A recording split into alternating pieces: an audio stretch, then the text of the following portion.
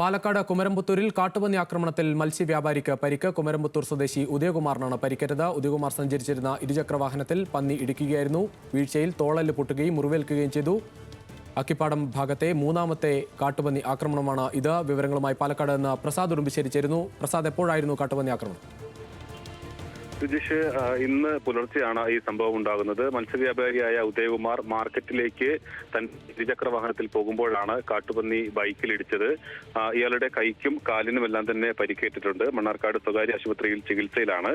ഇത് അക്കിപ്പാടം ഭാഗത്തെ മൂന്നാമത്തെ സംഭവമാണിത്. ഇതിനു മുമ്പ് രണ്ടുപേരെയും കാട്ടുപന്നി ആക്രമണത്തിൽ ഗുരുതരമായി അവർക്ക് പരിക്കേറ്റിരുന്നു.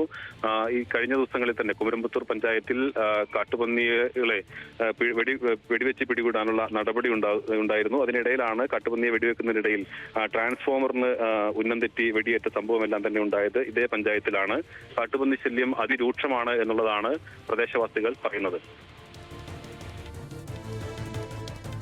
ശരി പ്രസാദ്.